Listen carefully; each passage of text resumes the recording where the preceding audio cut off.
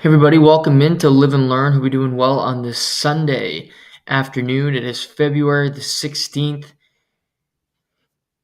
Different, don't usually do a Sunday show, but we had a huge game last night, a couple of big games yesterday in the Four Nations face-off, and I wanted to react to them before we get to Canada versus Finland, US, Sweden tomorrow. So we are live. I'm thrilled to be here.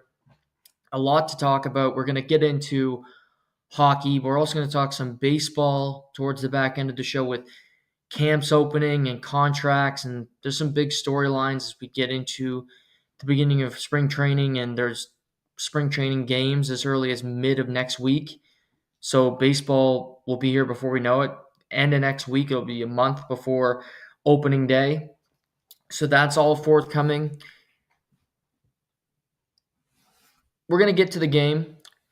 The back end of the show, I'm going to get into Saturday Night Live. Tonight, 50th anniversary special. I get it. I talk about sports, but I want to talk Saturday Night Live at the end because it's one of my favorite shows. It's one of the most how can I even describe it? One of the most popular, one of the most culturally defining shows in world history. What Lorne Michaels and the excellent cast members have done over 50 years to keep a show on the air it's phenomenal, quite frankly. And I want to talk about some of my favorite cast members, some of my favorite guest hosts, and what to expect on a 3-hour special tonight, live from New York. So that's at the back end of the show. But we have to lead with Canada, USA at the Bell Center last night. What an evening. What a game. I said this on Thursday. I ate crow then. This tournament has already been better than I ever expected it could be. But last night was a special game. Last night was it's one that you'll remember. To me, the winner of the game is less consequential. And I honestly want to start with just saying I think last night was a really good night for hockey, period. Alongside this game was the NBA All-Star Game, All-Star Weekend. It was the dunk contest and three-point contest, whatever the crap the NBA was doing. I didn't watch a second of it. I watched some highlights this morning on the treadmill. But if you go, okay, NBA All-Star Weekend or Four Nations in the States, typically, All-Star Game wins those ratings every time. I haven't seen them yet, but I don't think it will. So many pundits in the United States who typically don't talk, don't care, don't act as if hockey exists were watching and commenting on this game. Taylor Lewan, Bussin' with the Boys, watch the game. We're invested. Dave Portnoy, Ariel Helwani, Bill Simmons, Ryan Russillo. These are all really popular media people who love basketball or talk football or do whatever they do at Barstool, a lot of different things. They were focused on this game. At points, they were ridiculing the All-Star game while big upping, if you will, while putting over, using a professional wrestling term, the Four Nations face-off. Now, you'd have to be an idiot to go, I want to watch a contest where they throw a ball into a hoop and then they shoot a three and then they run around and not want to watch that hockey game. But there's lots of idiots in the world, a ton of them. And they chose to watch hockey. And that was great for me. That was great for the sport. That the Four Nations, that was live on ABC last night in the US, live on ABC, with Ray Ferraro calling the game. And yes, it was live here. Sportsnet, I think. Yeah, Sportsnet had it. I think Craig Simpson called the game. Wouldn't know, had the game on mute. But it was big enough that everybody was invested, was watching, cared about the product. That's big. You can't buy that kind of marketing, that kind of reaction to an everyday game, but it happened last night. And I'll give credit to the NHL. And again, I didn't do this at first, and that's on me. I eat crow for the second straight podcast. The NHL tried something different because they were self-aware enough to realize our All-Star game sucks. Nobody cares. The fans don't care. Nobody wants to go. The players don't give a shit. Nikita Kucherov makes a mockery out of it every year. Enough. Let's do something different. Let's do best on best that we haven't seen since 2016 and even then, that was not really a real tournament. I would go back even farther to the Sochi Olympics in 2014. And you finally see it, and you see the passion, and you see the fire from every one of that Sweden-Finland game that we'll talk about. That had animosity, that had juice, that had spark at 1 o'clock in the afternoon in Montreal yesterday. There was life in that building. So all that to say, it was an awesome night for the National Hockey League and the sport of hockey in general. People cared. People talked about it. People had an opinion. They were invested. Patriotism. So, awesome night for hockey. That's the first outlook. It's bigger to me than the ultimate result because I don't care who wins. It was huge for that. Huge for the sport. Hockey needed a good night. Hockey needs marketing, some good PR, some good press. They got it last year with really good ratings in the Stanley Cup final. Season goes too long, but you can't fix everything in one day. But they got it last year, and it's continuing. I don't think it's crazy to say one day in the U.S., hockey will have better viewership than basketball.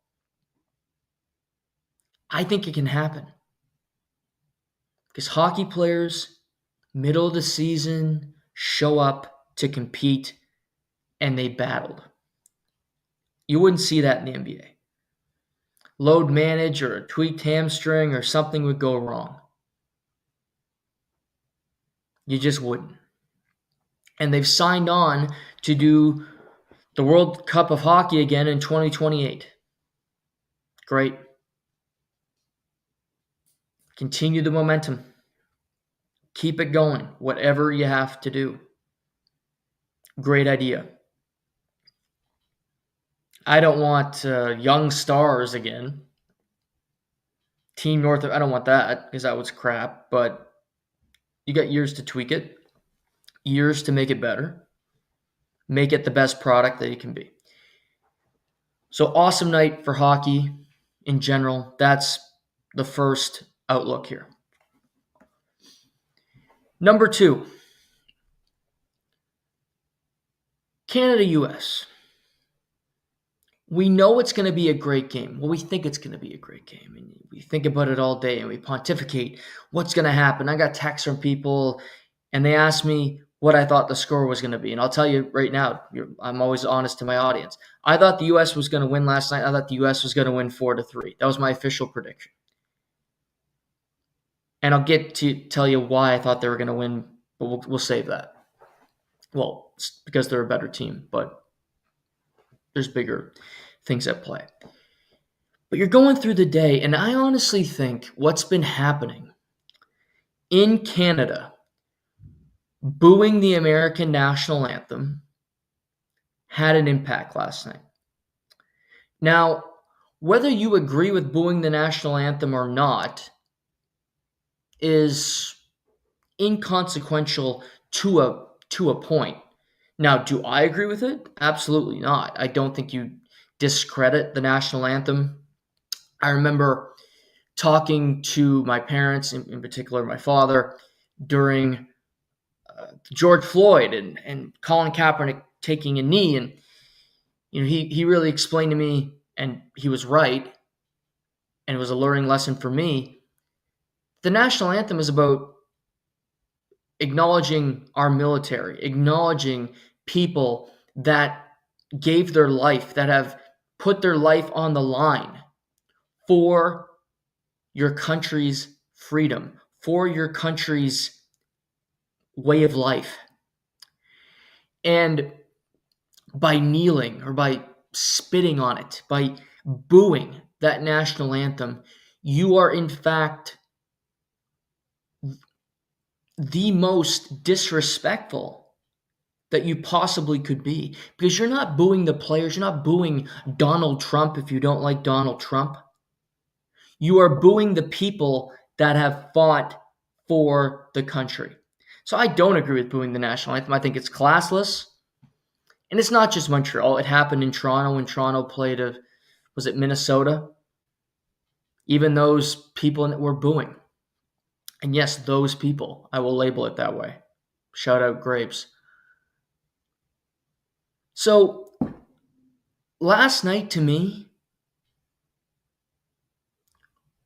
was a tad political.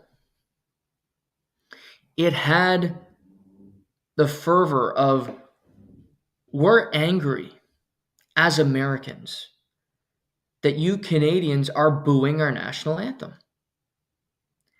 And I don't think there would have been 3 fights in 9 seconds if there wasn't this before. But it was as if the Americans were fighting for the crest, fighting for their country. And not only was it incredible, not only did I not see it coming, but I have I have all the time in the world for it. Because I agree that being patriotic is a good thing. It's been labeled as an extremist, as a bad point of view to be patriotic, to care about your military, to have an opinion that is good about, I love my country, mainly by people on the left. But it started with COVID, and then it kept going, and it's gotten worse ever since. And if you look at that American team, I think you see a lot of guys that care about the crest, that aren't going to take that laying down, the Kachuk brothers, namely. And because of this political strife, because of tariffs and the fans, it led to that moment for me. And I don't mean this to be a political conversation, but I think it has to be brought in today because it had an effect. And maybe I'm jumping the shark. I don't think I am. Because I don't think you would have seen this animosity. You see players that have to hold their tongue about it. That have to go, yeah, we're not happy. We're not cool with this. And whether you say you can blame President Trump for the tariffs that have led to this, and it's okay.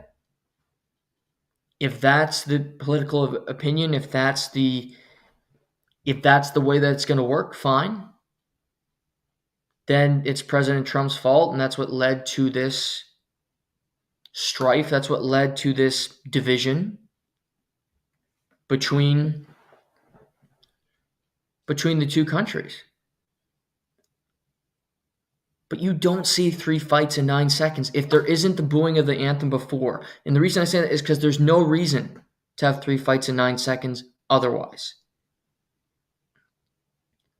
Kachuk and Hagel take the face off of one another. They fight 1 second into the game.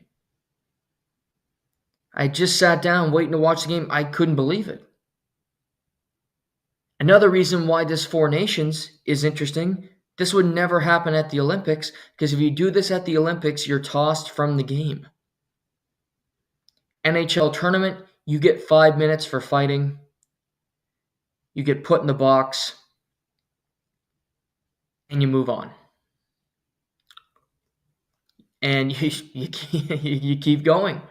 You get out 5 minutes later. But the next draw, Brady Tkachuk goes with Sam Bennett. And we're talking guys that don't Hagel, Tkachuk, Tampa, Florida, Brady, Sam Bennett, Florida, against the Ottawa Senators. They have a spirited tilt. Matthews welcoming his brother into the box. We see a draw, shot on net, and then JT Miller, credit to JT Miller, he pokes at Colton Parayko, and Colton Parayko beats the hell out of him. But they fight. Parayko does his work. 3 fights in 9 seconds to open the game. One of the craziest starts to a game ever. Thoroughly entertaining. Phenomenal stuff. Full marks to everyone involved. I loved every second of it. But that's the start. The beef, the flag, the caring of that flag, or lack thereof. And then you have to get in to the rest of the game, where, as I said a couple minutes ago, I got asked by a couple of people yesterday, who's winning the game? And I said the Americans 4-3. And I thought the Americans would win because the Americans have the better team. And hold up, Canadians. Doesn't mean Canada won't win the Four Nations. Doesn't mean Canada's not the best hockey nation in the world, because I still think that we are. But Canada has better high-end talent.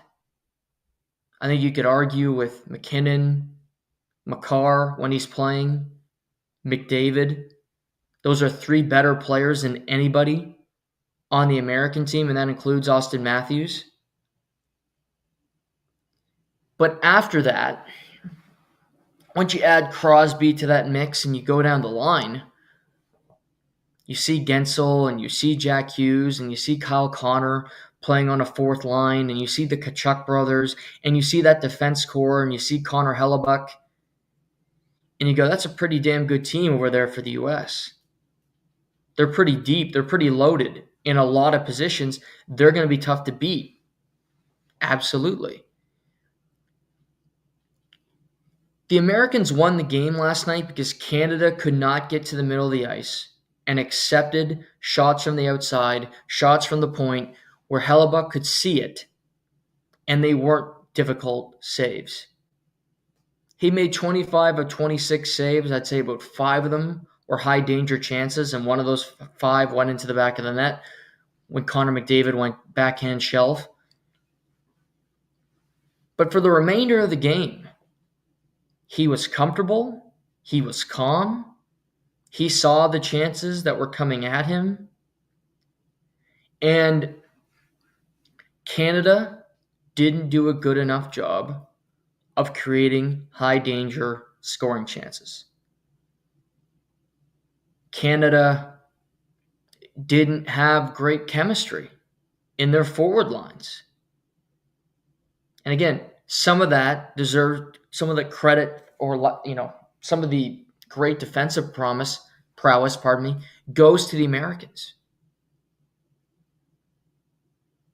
they do MVP of the game, and it's always, a goal scorer. I think Gensel probably got it for the Americans. It should have went to Charlie McAvoy. Or you could give it to two guys, Charlie McAvoy and Jacob Slavin. They were the all-stars. They were the best players for the Americans last night. They were so damn good on the ice at all times against the opposition's best players. Throwing hard hits. McAvoy's hit on McDavid broke up a play, puck goes down the ice, and Gensel ends up putting it into the back of the net. Huge play. He had a hit on Crosby early in the game. I don't think Crosby was very good last night, not to mention he was the biggest reason why the Americans scored the second and game-winning goal on a brutal turnover. McAvoy and Slavin just were beasts. And they came out swinging. Pardon me. They didn't fight because they needed them on the ice. If you look at these, McAvoy played 19 minutes. I thought there were 19 great minutes. Slavin played 25 minutes last night for the Americans. Because he's awesome. He does so many things well that you don't see. He's just in the right spot. Stick there. Really good defending. Puck out of the zone quick. Keeping players to the outside. Eliminating high danger scoring chances. That's his game. That's what he did.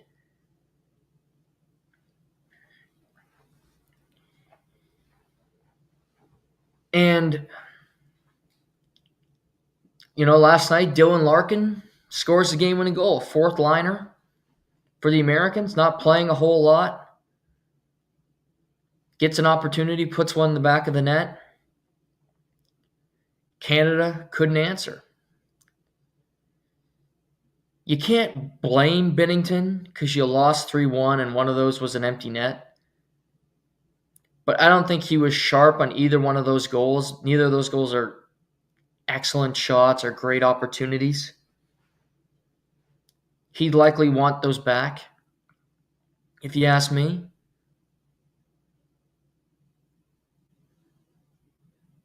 But he battled. He had a decent night. Still made some good saves.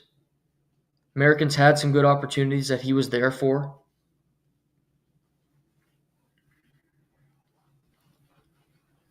But I think you can look at Canada in the first game, minus the first period against Sweden. They aren't generating a whole lot of high danger chances. They just aren't. They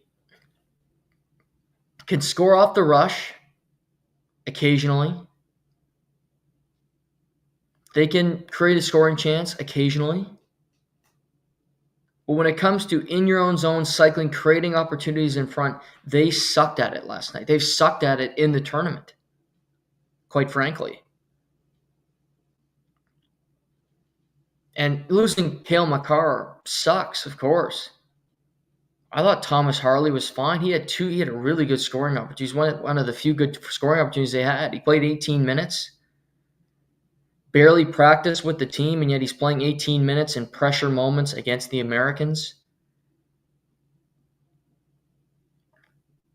I think as the game went along, the Americans had more life. You see the Kachucks, you see McAvoy just laying people out with hard hits. And they made life hell for Canada, quite frankly. They made life extremely difficult and very tough for them to create good scoring chances. And when you have Hellebuck and he can see everything, you're in good shape to win the game.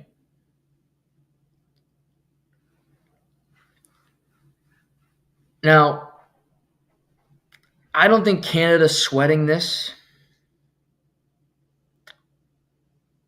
Canada is confident. McDavid said, we know we just got to win. We get the game again on Thursday. He's right. Take care of business, you advance. Beat Finland, you're in the final of the Four Nations against the Americans, and see what you can do. I think the bigger question for Canada is finding chemistry, finding something that works. Because, as I said, I didn't see a whole lot of chemistry. I didn't see something that that was awesome, looking at their lines. Like, I thought one of their best players last night was Drew Doughty, which is great, but he's a defenseman. And I thought he was great, and I noticed his ability to defend and things of that nature. But Crosby was bad. Marner, to me, didn't have a great game. McKinnon didn't have a great game. McKinnon played 18 minutes. I didn't see jump from him.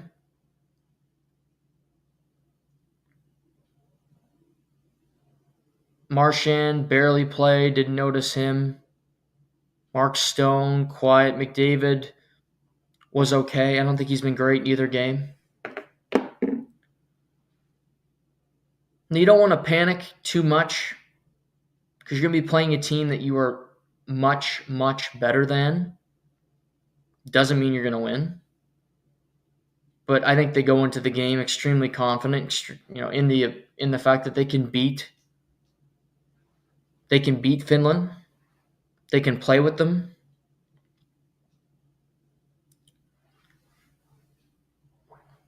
But I think John Cooper's got some tricky decisions. What lines does he go with?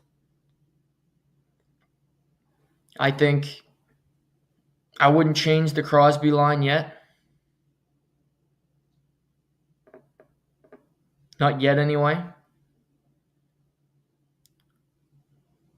But I want that McDavid-Marner line not working for me. No real chemistry. You give them more time, but you don't really have time. You don't really have a whole lot of time to explore what works and what doesn't.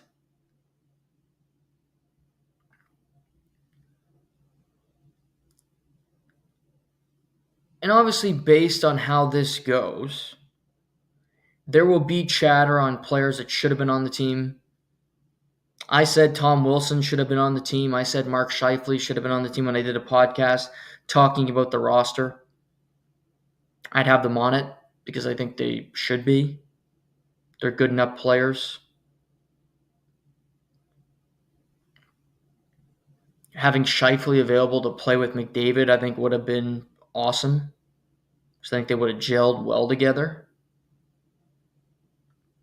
But you deal with what you got. And they have enough to win. They have enough to keep going. And it's tough, too, because they're traveling today to Boston. I'm not sure if they're going to get on the ice. And they won't really have a morning skate tomorrow because it's a 1 o'clock puck drop tomorrow afternoon in Boston with Family Day up here and President's Day in the United States. So it's not a whole lot of time to plan anything out. It's like, okay, these are our lines. Let's go out there and see what works. I would expect that Cale Makar will be back, battled an illness, couldn't go. He must be sick if he can't play in this event because he played a ton and he played well on Wednesday. He wears a letter for the team.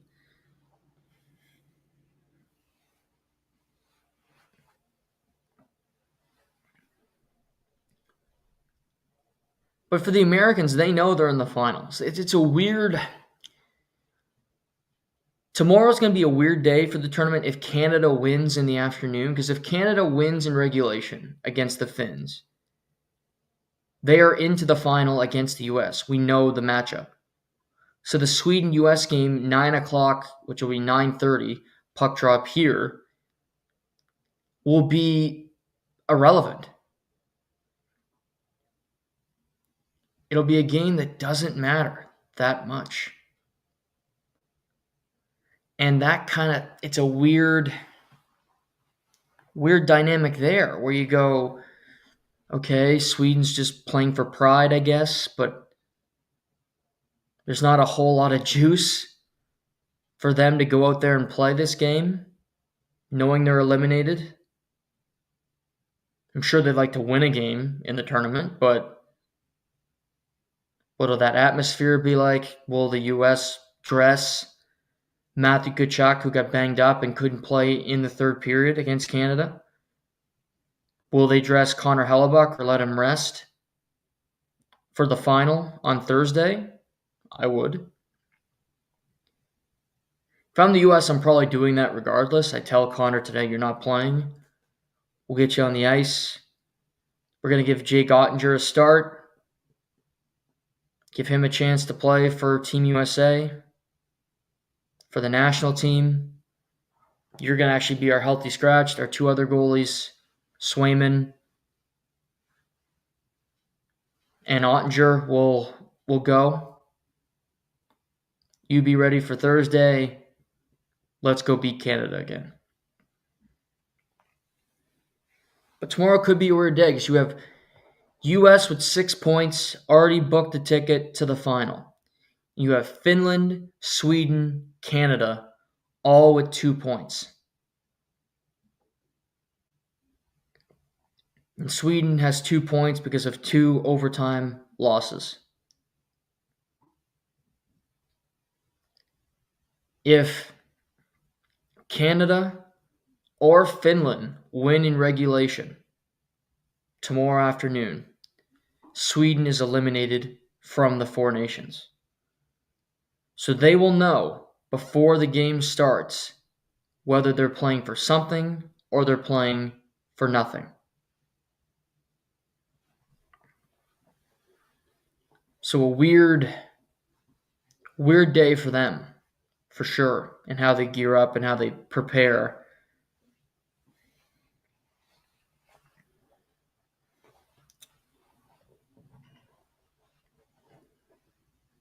But I think if you're rooting for Canada, you got to look at their best guys and go, you got more to give.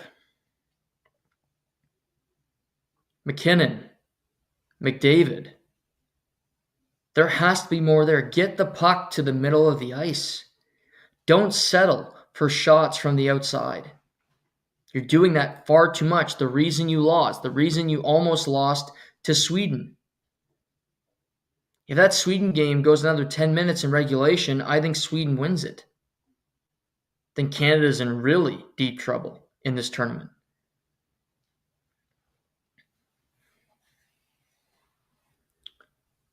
For tomorrow afternoon's game, you get the Finns, who get destroyed by the Americans on Thursday night. But it was a much closer. It was 2-1 going into the third. Then the floodgates opened, and it was 6-1 by the end of the game. The Tkachuks came alive, and Matthew had 3 points. Brady had 2 goals. It was just a Tkachuk party, basically.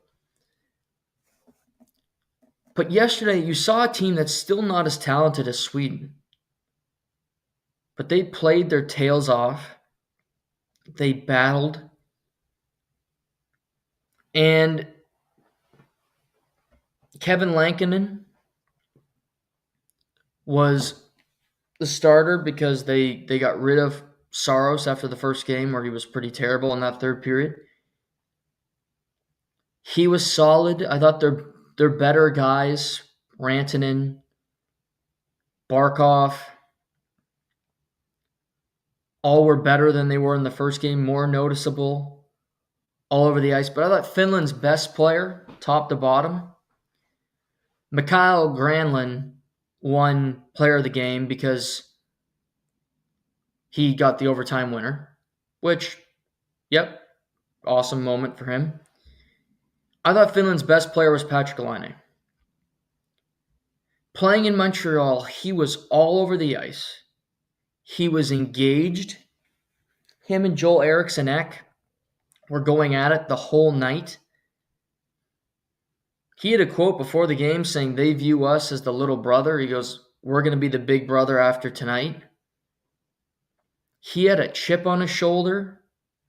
He was motivated to win. He was awesome. Throwing hits, blocked a shot, and finished with 2 assists. Was all over the. I loved his game. It's one of the best games I've seen him play as a pro hockey player. He's played some of his best hockey for Finland, at the World Juniors where they won a gold medal.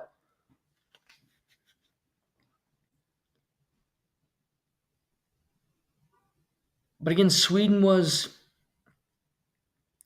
good. If you look at that third period, it was tied going into the third after a shaky couple goals where Finland in the first period just created opportunities. Get a turnover, get a 2-on-1, Anton Lundell scores, 5-hole. Before the end of the period, Victor Hedman takes a bad tripping penalty and leads to a Rantanen power play goal with 25 seconds left in the period for Finland to take a 2-1 lead.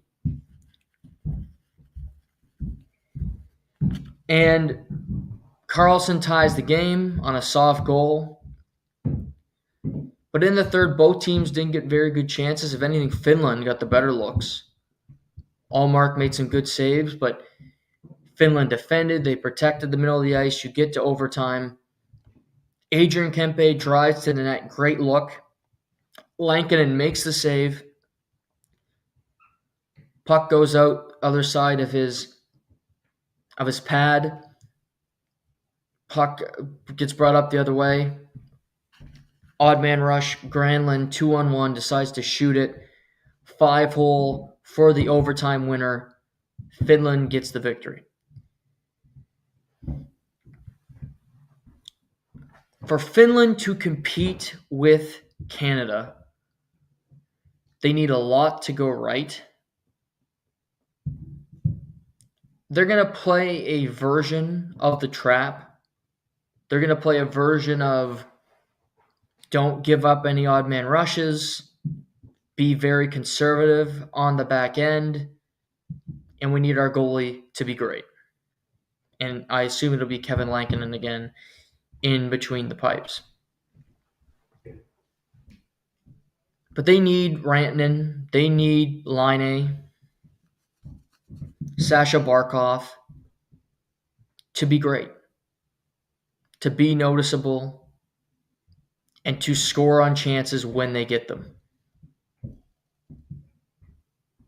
If you can get a power play needs to be good.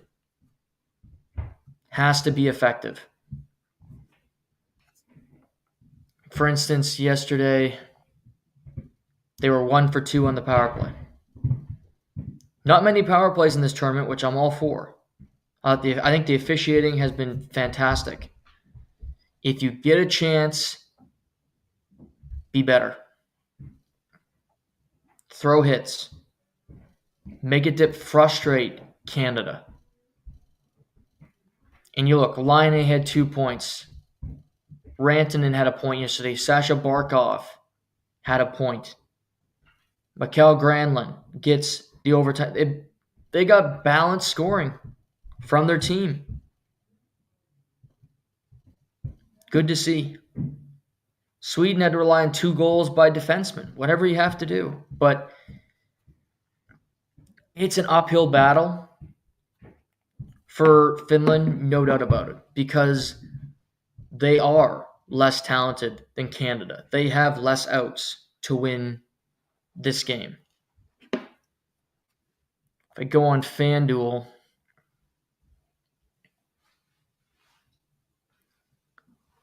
probably, I'm guessing here, be a goal and a half. But that doesn't mean anything. You find your right groove, you find a way to win the game,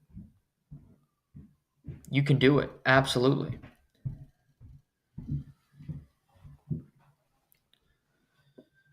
So we go NHL. So yeah, it's Canada by a goal, 1.5 tomorrow. It's the spread minus 410 money line for Canada. So a massive over under 6.5 goals.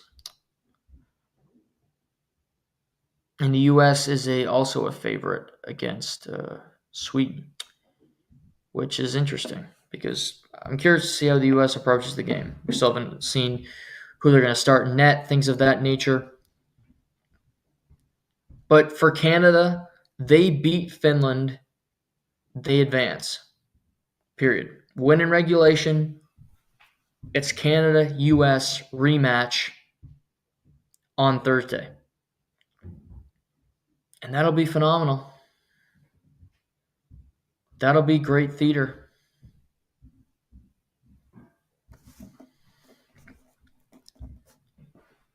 But last night was a great night for hockey. 100%. There was life. It's in Montreal, a great building. Sure, for Canadians, your team didn't win. But you win on Monday, you have a chance for redemption on Thursday because now the tournament shifts from Montreal to Boston. 2 games in Boston tomorrow, the final in Boston on Thursday. I think that's cool. Tomorrow afternoon, I'll be watching for the national anthem. To see how many Americans are in that building, to see the reception. I think you'll hear some boos for the Canadian national anthem. Which again, shouldn't happen. But people are petty. It happened to the Americans in Canada. It'll likely happen to Canadians in the U.S. I could be wrong, but I don't think I will be.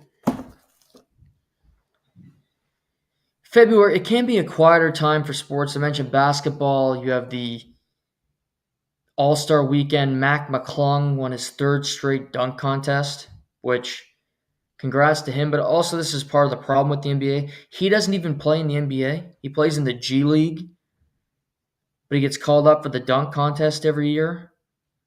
So great, but also you can't get the players in your league to do it.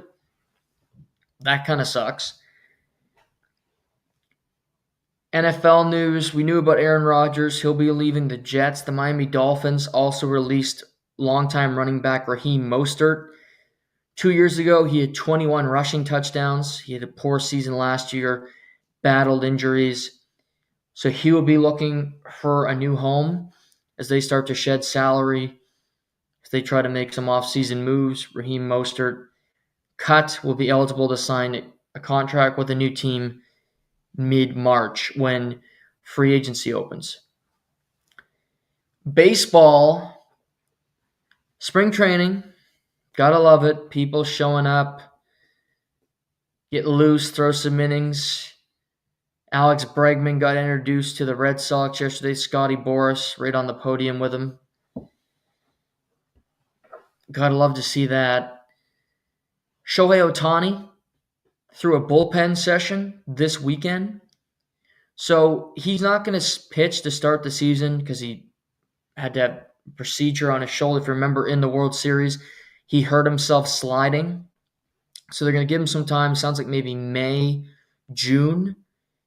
He could be back on the mound pitching. For the 2nd straight year, the Dodgers will open the MLB season in Japan. They were in Korea. So they're in Korea last year. They'll be in Japan this year for a 2-game set the week before the start of the baseball season. against the Cubs. And you obviously want to see Ohtani. He's not going to pitch, but he'll play. But they do have Yamamoto and they have Sasaki, who they signed this offseason. So those two guys are going to be their game one and game two starters because the games are overseas and because you're playing in these markets. Only makes sense. Smart by the Dodgers. Honestly, if I'm baseball, I'm not allowing anybody else to pitch over there because that's part of the reason you're there is to grow and for them to see, for players to be able to pitch closer to home. It'd be nice if baseball started their season in the U.S., but I understand why they're doing this. College football now, there's a game every year to start the season in Ireland, and I don't mind it. It's like week 0. This is before the season starts. The week before the games are at like 7 a.m. because it's the time change. I think it's a good idea. I think it's smart. So I got no problem with it. Would it be nice if you start the season? But it's a little, you got a week before. And you're like, okay, we'll watch these games, 7 a.m. Love it. I'm in. Toronto Blue Jays. They had an off season that was eventful-ish. We'll get in more to what they've done as we get closer to the season. But what's interesting about the Blue Jays is all kinds of chatter about Vladdy. Is Vladdy going to sign an extension? They haven't signed him yet. Well, Monday is kind of a unofficial deadline to sign your players. It's unlikely Vladdy will sign a contract anywhere else. So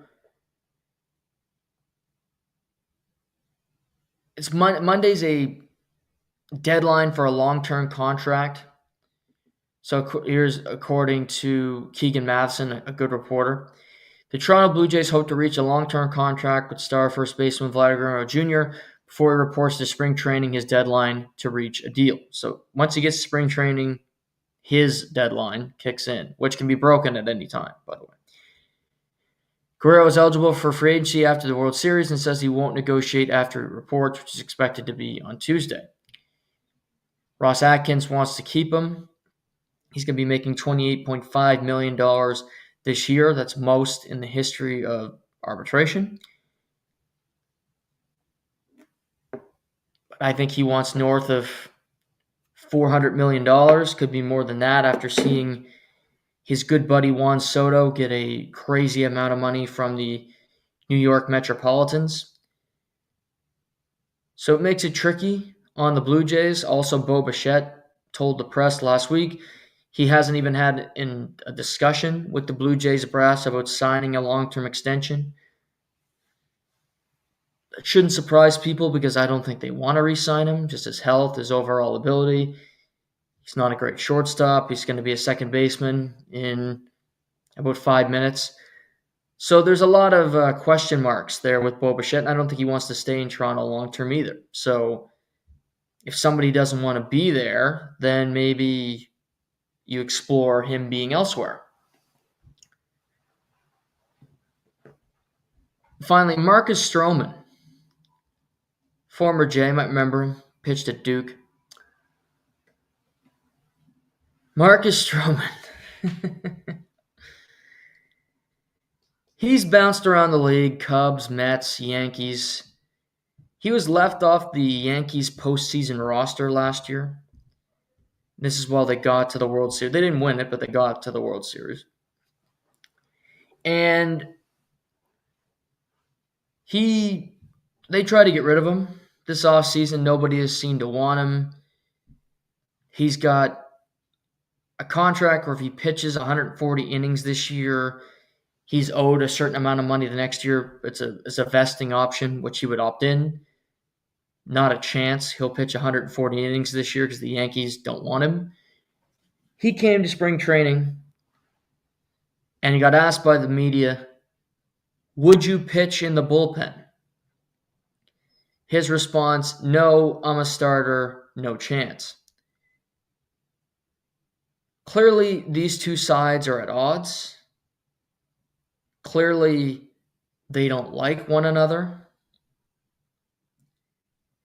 And it's uncomfortable because he's coming in, he's going to be there every day, but he's not in their long-term plans. And it's just a weird scenario with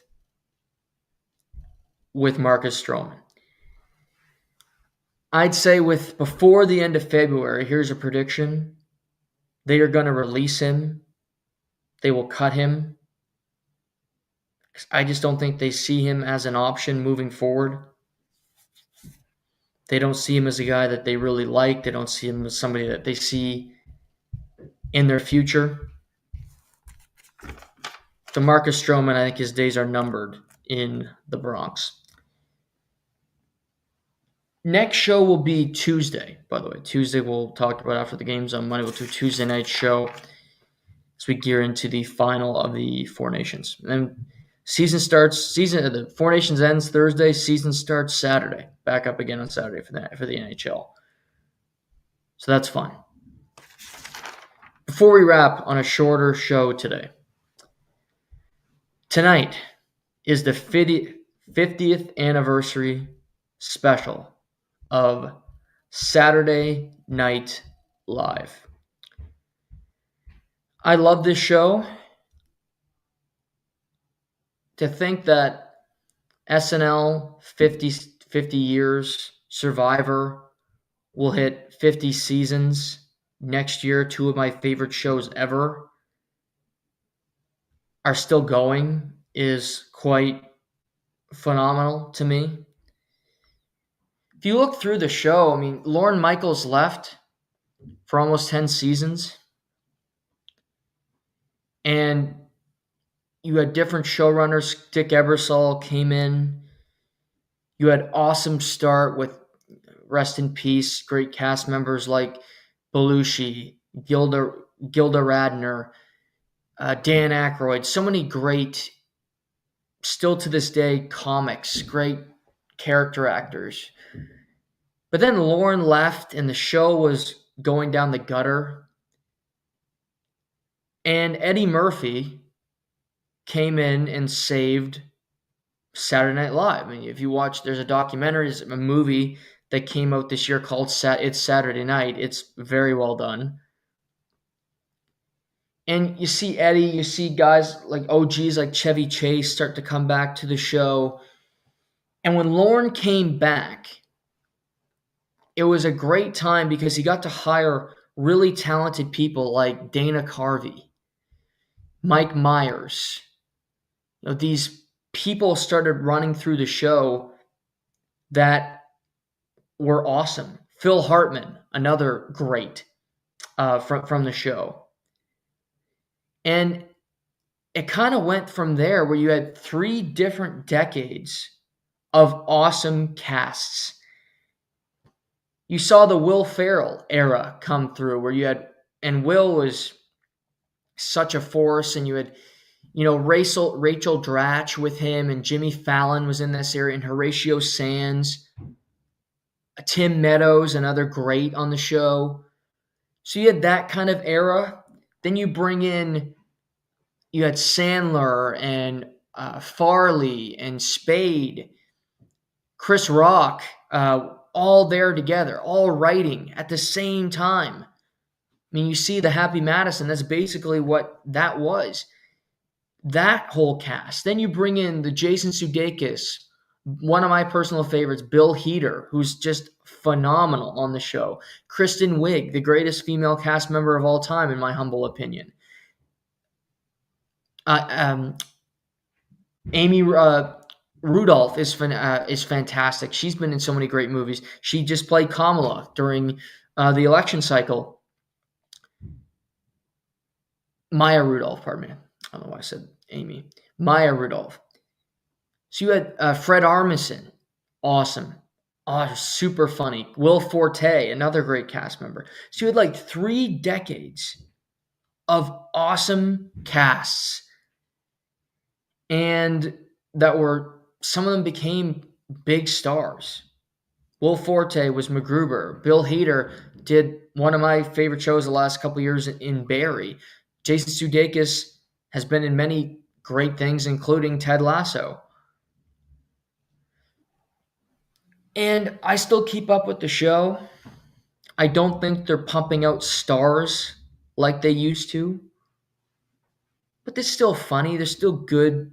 I think they can incorporate too much of guest stars and keep prominent roles like Maya Rudolph playing Kamala. You can't find a cast member to do that. But I just wanted to share a couple things. My 5 best Saturday Night Live cast members, in no particular order: Will Ferrell, Eddie Murphy, Kristen Wiig, Phil Hartman, and Chris Farley. Chris Farley was dead before I was born. But I remember as a kid, probably too young, but this is also part of why I think I had really great parents. They weren't afraid to show me things when I was probably too young. I think it's better to show somebody something younger than when they get older. They showed me some sketches. They showed me one of my personal favorites. It's called Motivational Speaker. It's with Chris Farley and David Spade and Phil Hartman. And it's phenomenal. And this motivational speaker, Matt Foley, if you haven't seen it, go on YouTube. And he's been down in the basement drinking coffee for 5 hours, and he comes and tells them this speech about why they shouldn't be smoking pot. And it's hysterical, and I see Farley jump through the table, and I'm like, this is phenomenal. And from then on, my parents would tape Saturday Night Live, and I would watch it with them. And it was kind of a bonding thing. And not soon after, I watched the movie Tommy Boy, and that remains one of my favorite comedies to this day, with Rob Lowe and Chris Farley and David Spade. It's phenomenal. So Farley, to me, there's so many. The Chippendales sketch, awesome. The Bears sketch. There's a sketch where he's with Adam Sandler and David Spade, and they're dressed as women, and they're talking about losing weight, and then Chris Farley just loses it and grabs the French fries and goes, "Would you lay off? I'm starving." And he's great. Eddie Murphy. I love Mr. Robinson's Neighborhood. It's still one of my favorites, and he did it a couple years ago when he came back and guest hosted. Him going on about stealing and living, going and telling you different things, and he's doing his patented wave where he calls you over. The hot tub sketch with Eddie Murphy and hot tub, phenomenal. Kristen Wiig was so good at just about everything on Saturday Night Live. She could play anybody. She was so talented. To me, the greatest female cast member ever, because she could do anything that you wanted her to do and kill it every time. Will Ferrell, loved him as Bush. He does a hot tub scene with Jim Carrey, and it's hysterical. It's great. He's got the more cowbell, which to me might be the most famous sketch in Saturday Night Live history. And that's a sketch he wrote, by the way. He's in another wildly popular sketch called The Lovers. Him and Rachel Dratch with not Reese Witherspoon, Drew Barrymore, pardon me, and Jimmy Fallon. And it's hysterical. They're these two weird professors, and they talk about sex in the hot tub, and it kills. He obviously was Alex Trebek. The Celebrity Jeopardy. If you're gonna watch this tonight, go 40th anniversary special Saturday Night Live and look up that sketch, the Celebrity Jeopardy one. It is phenomenal. Jim Carrey does a spot as Matthew McConaughey. Christoph Waltz. I love it. Phil Hartman, the late great Phil Hartman, he so funny. Really good stand-up too. People forget about that. But those are some of my favorite sketches. He obviously was in that Down by the River sketch as well, but Phil Hartman was great. My favorite guest host, number one, Christopher Walken.